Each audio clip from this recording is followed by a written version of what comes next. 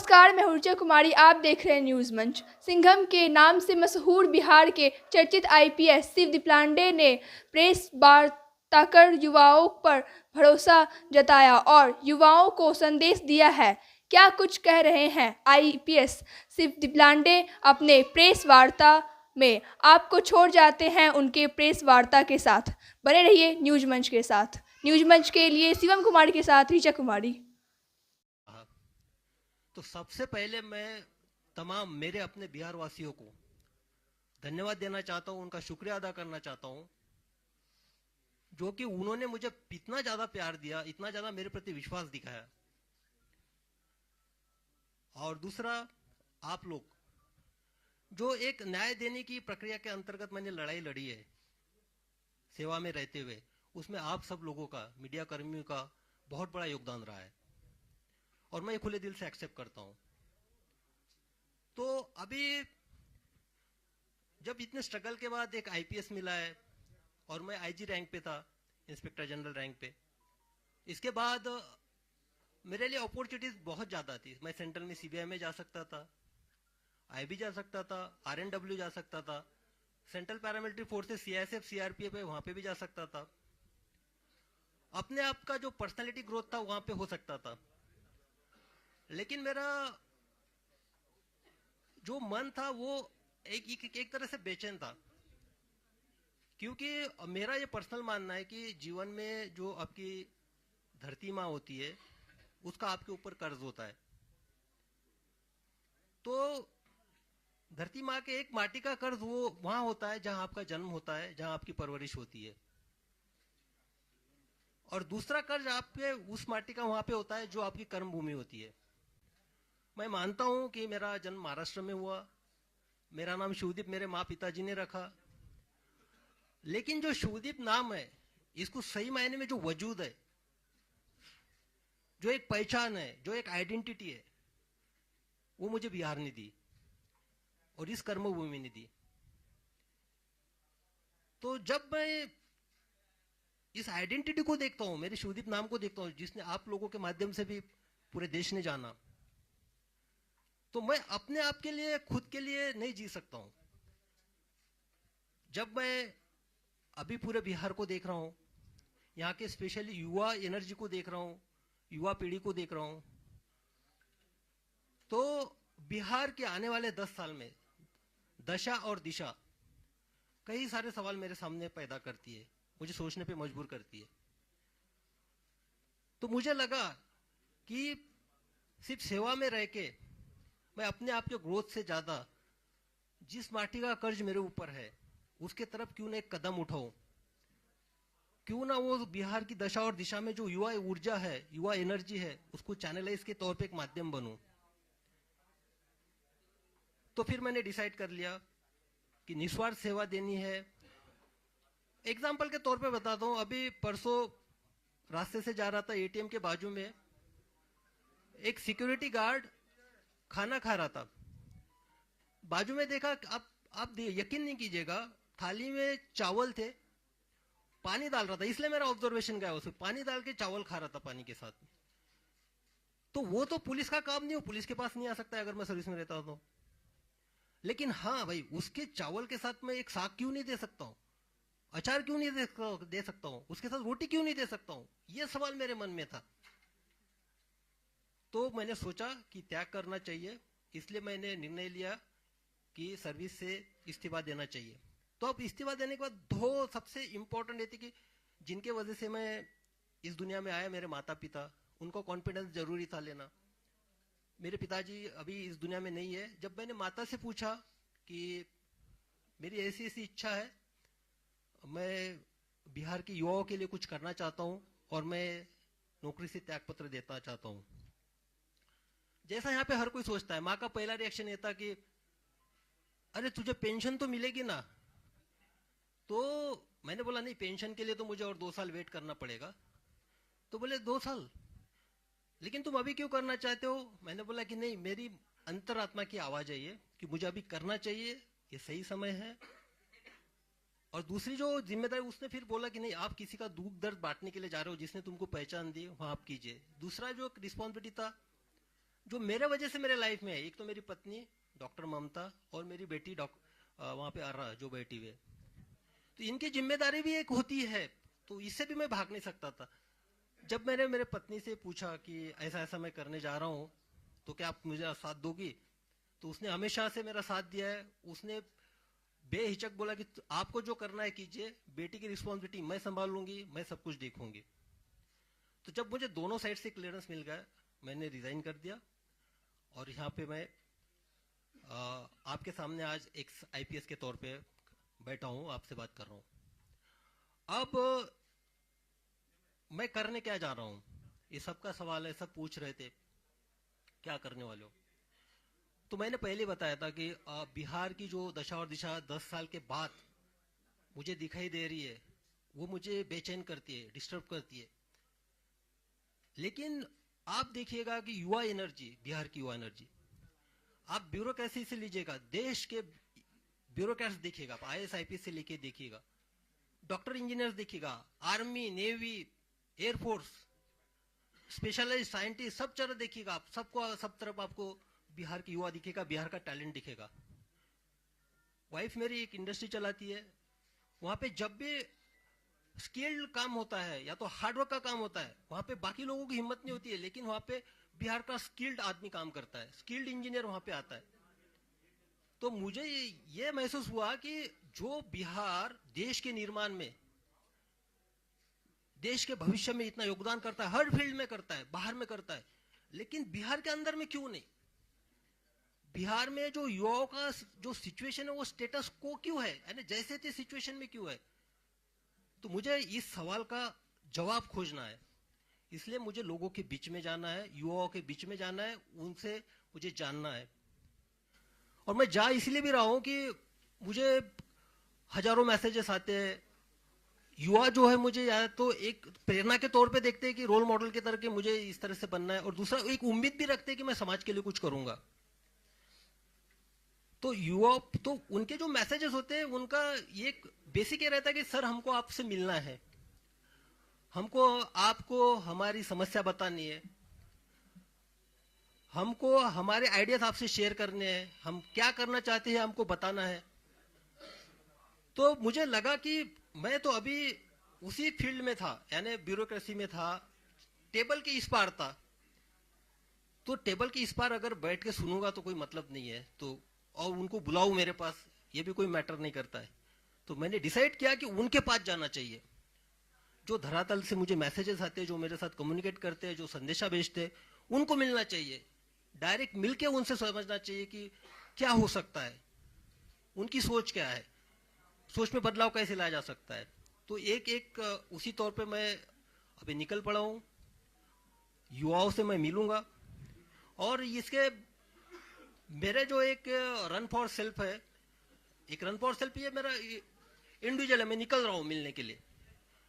तो इसमें मेरे 3 प्रिंसिपल्स है बेसिकली। पहला तो ये है कि देखो, आप फिट है, मैं भी फिट हूं, आप फिट है तो आपका परिवार भी फिट है। और सबसे बेसिक जो है पूरे इसका रन फॉर सेल्फ का फाउंडेशन ये है, मैं किसी को क्रिटिसाइज नहीं कर रहा हूं, ना मुझे किसी सरकार पे बात करनी है, ना मुझे व्यवस्था पे बात करनी है, ना मुझे किसी की कमियां गिनानी है, ना मुझे किसी के पॉजिटिव निगेटिव पॉइंट्स गिनाने हैं। मुझे सिर्फ ये बताना है कि भाई आप इंडिविजुअली अपने आप में क्या बदलाव ला सकते हो, और वो शुरुआत अपने आप से करनी है। तो उसी के तौर पे बदलाव आपसे तभी चालू होगा, आप पहले फिट हो गए। फिट होने में इतना मतलब नहीं कि आपको कुछ बॉडी वॉडी बनाना है या ये करना है। फिट मीन्स आप फिजिकली कितने फिट रह सकते हो। मैं भी जो सेवा दे पाया हूँ फिटनेस के तौर पे दे पाया हूँ, एक निरोगी के तौर पे।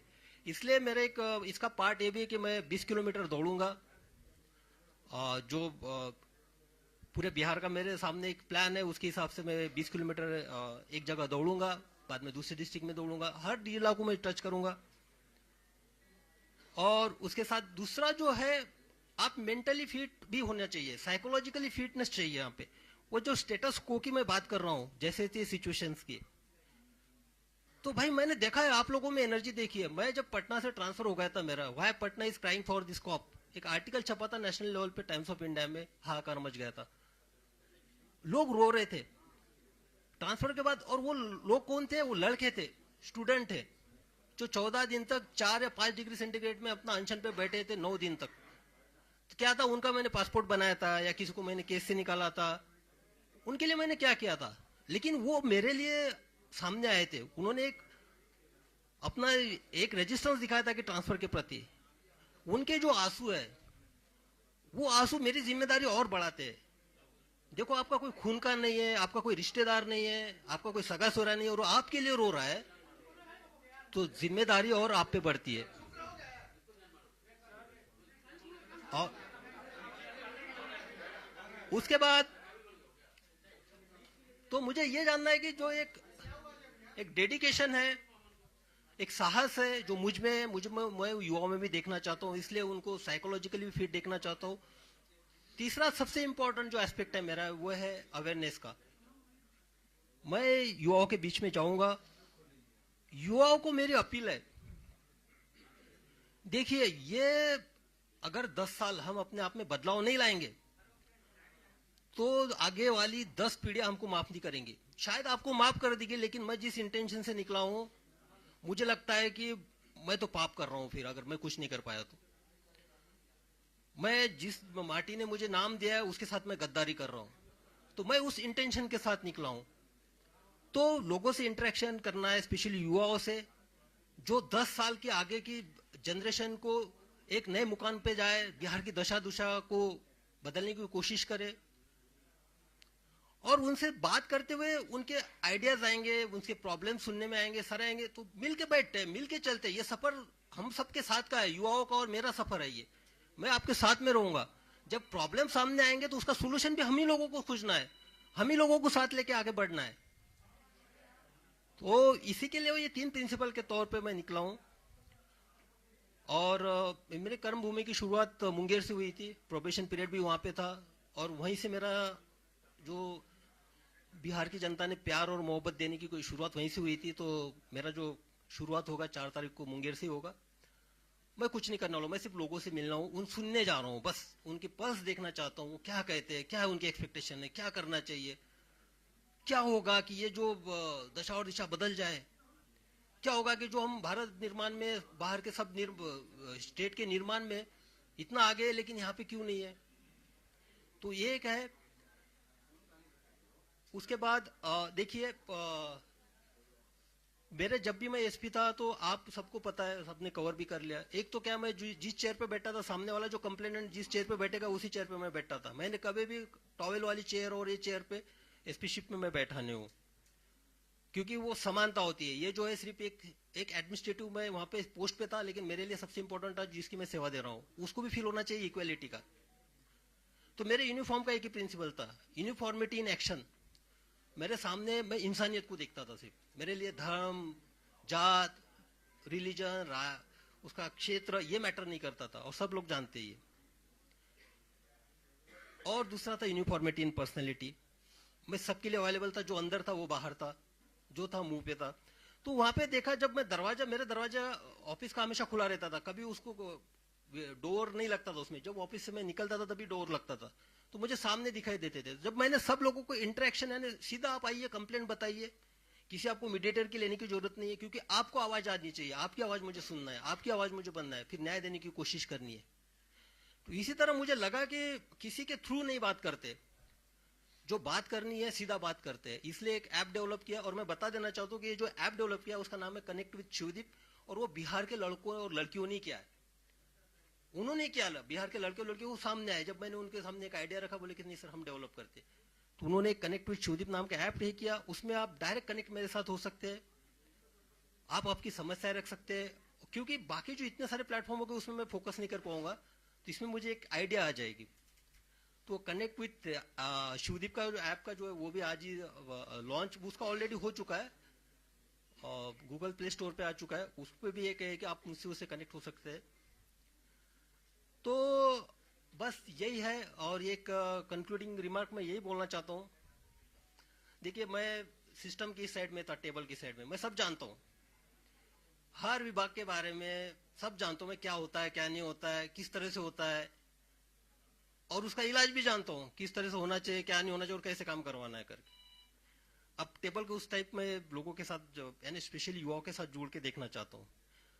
और भाई मैंने यूनिफॉर्म छोड़ा है, खाकी छोड़ी है मैंने, यानी खाकी मेरे ये निकली है। लेकिन जब मैंने डेडिकेशन और एक इंटीग्रेशन के साथ, इंटीग्रिटी के साथ जो काम किया ना, ये खाकी अब मेरी चमड़ी बन चुकी है। मेरे ऊपर खाकी का यूनिफॉर्म नहीं है, लेकिन अंदर मैं खाकी हूं, मेरे इसमें सब यूनिफॉर्म है। तो बस उसी तौर पे अब निकल पड़ा हूं। अब आप लोगों का हमको सहयोग रहेगा। मैं आपके माध्यम से अपील भी करना चाहूंगा, जो बिहार की दशा और दिशा 10 साल में बड़ा बदलना देखना चाहते, अपने आप में बदलाव लाना चाहते, कृपया वो हमसे जुड़े, हमारे साथ सहकार्य करे। हमको बिहार बदलना है, क्योंकि ताकि अगर ये 10 साल हम कर पाएंगे तो आने वाले 10 नस्लें याद रखेंगे कि नहीं, उस जनरेशन ने किया था। और आप सबको जानते हैं कि मेरा निस्वार्थ रहता है, स्वार्थ इसके पीछे कुछ है नहीं।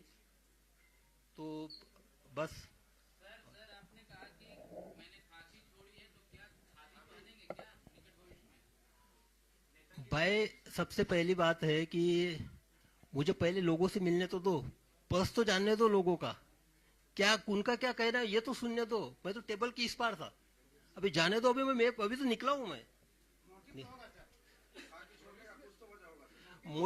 मोटिव ये नहीं होता है, मोटिव होता है निस्वार्थ सेवा, निस्वार्थ सेवा।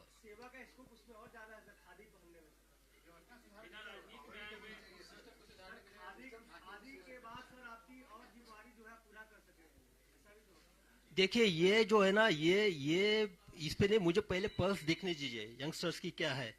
यंग जनरेशन यही है, पता है यही है कि पहले से अभी जैसा कि आप ब्रेकफास्ट आप कर रहे हो, ब्रेकफास्ट के वक्त अभी लंच की भी खाना चाहते हो, डिनर भी खाना चाहते हो, तो बदहजमी हो जाएगी। पहले भाई देख तो लीजिए आपके पेट का साइज क्या है, आप पचन कर सकते हो कि नहीं कर सकते हो, उसको पहले देखने तो जी युवाओं में क्या एनर्जी है।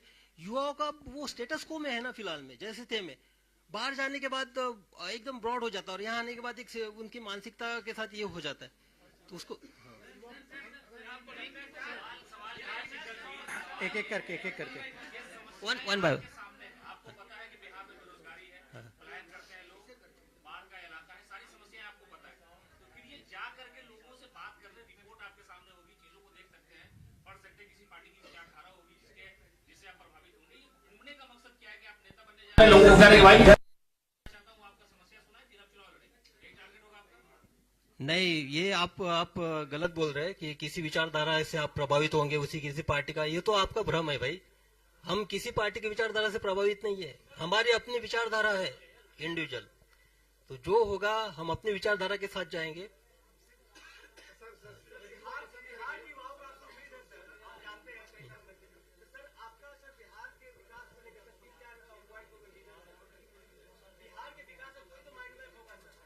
बिहार के विकास का अभी पहले मुझे मिलने तो दो लोगों से, तो अब इसीलिए तो मैं निकल पड़ा हूँ। मेरे माइंड में क्लियर है, एक साइड तो मैं जानता हूँ, टेबल की इस साइड में जाता हूँ, वो मुझे पता है।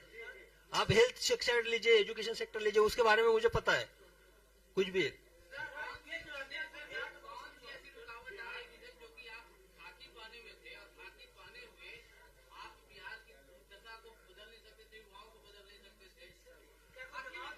अब दिक्कत तो स्पेशली अभी मैंने एक एग्जांपल बताया था सिंपल सा, वो जो है जिसके थाली में है सिर्फ चावल और पानी से के साथ चावल खा रहा था, वो उसका पुलिस से क्या रिलेशन है? वो पुलिस के पास आएगा, उसका पेट भरना है ना मुझे सबसे पहले। तो हाँ, लिमिटेशंस तो नहीं बोल सकते। हाँ,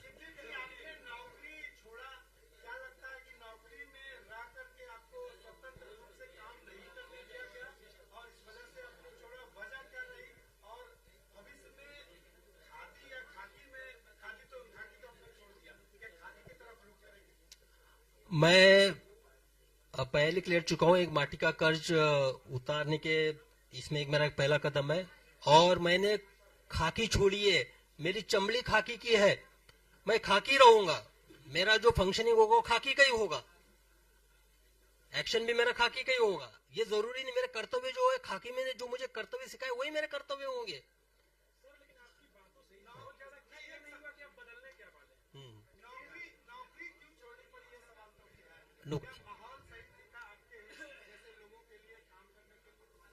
नहीं, मैंने तो बताया ये मेरा